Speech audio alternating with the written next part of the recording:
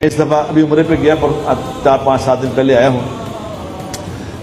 ایک دوسرے کو برا نہ کہا کرو. آخری میری بات تو میرے دوستوں، کسی کو برا نہ کہا کرو. کوئی کسی دیوبندی کسی بریلوی کو کچھ نہ کہے، کوئی بریلوی دیوبندی کو کچھ نہ کہے، کوئی بابی سنی کو نہ کہے سنی کا. میں یقین کرو، میں نے روضہ مبارک پہ کھڑے ہو کے درود پڑھا. میں نے روضے پہ کھڑا ہو کے درود پڑھا. کتنا درود پڑھتا ہوں میں، کتنی دفعہ پڑھا ہے، کتنی دفعہ سلام کیا ہے. اللہ مجھے کئی دفعہ لے گیا اپنے فضل سے.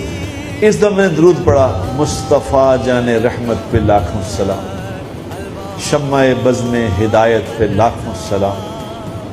وہ سہانی گھڑی جس سہانی گھڑی چمکا طیبہ کا چاند، اس دل افروز ساتھ پہ لاکھوں سلام. میں نے جو وہاں کھڑا ہو کے یہ درود پڑھا، خدا کی قسم جو میری کیفیت بنی سو کبھی نہیں بنی ایسی کیفیت جو مجھے پڑی.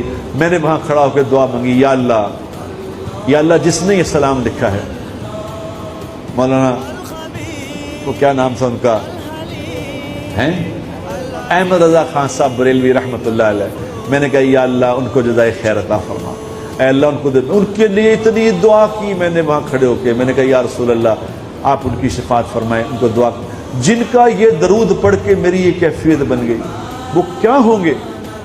ایک دوسرے کو برا کہنا یہ مناسب، پتہ نہیں اللہ کے نزدیک کون اللہ والا ہے کون.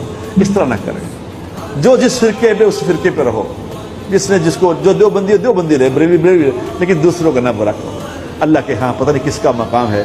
تو میں نے بھائی ان کے لیے اللہ، میں اب بھی ان کو دعا کرتا ہوں، اللہ ان کو جزائے خیر. کچھ تھا ان کی اس بات میں کہ دل، اب جا کے پڑھ کے دیکھنا کہ کیا کیفیت بنتی ہے انشاءاللہ تعالی. تو اللہ کے نبی کہ درود پڑھ کے کیفیت بنتی ہے، تو زندگی سیکھ کے کیا بنے گی میرے دوست.